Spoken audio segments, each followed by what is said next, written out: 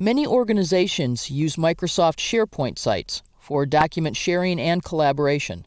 Let's see how we can save a document directly to a SharePoint library from Microsoft Word, and then send a link to that document to our colleagues who need to review it.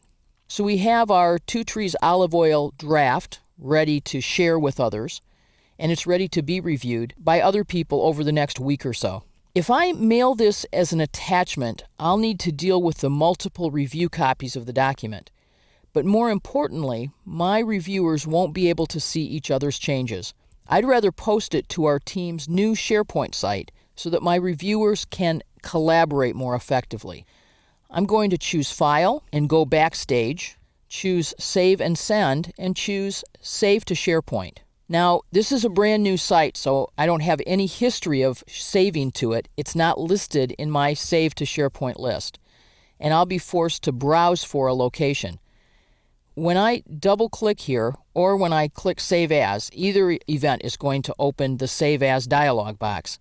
And I can type in a URL, but what I'd rather do is actually go open the library on my site that I want to save in. So I'm on my Two Trees Olive Oil site. This is going to be saved in the new Human Resources area. And I want to copy this URL so that I can give it to Microsoft Word in that Save As dialog box.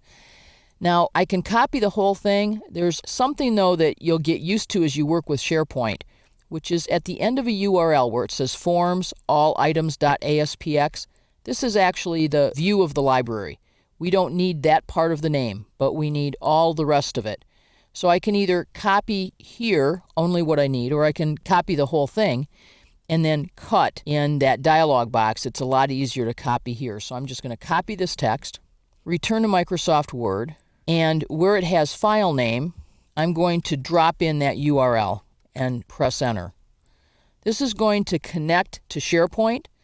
I'll be prompted for some credentials at least the first time, and say OK.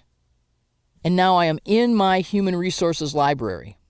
While there was a document in there, it doesn't show up here because it was a PowerPoint document, and I'm in Microsoft Word, and it says no documents of this type are in the library.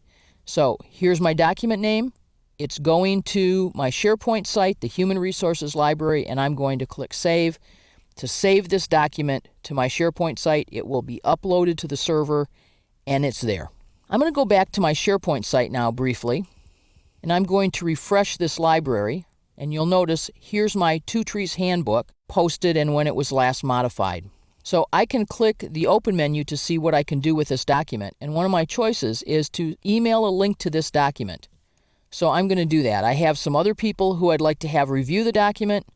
So I can simply address this to all of the people that I need to have review this document.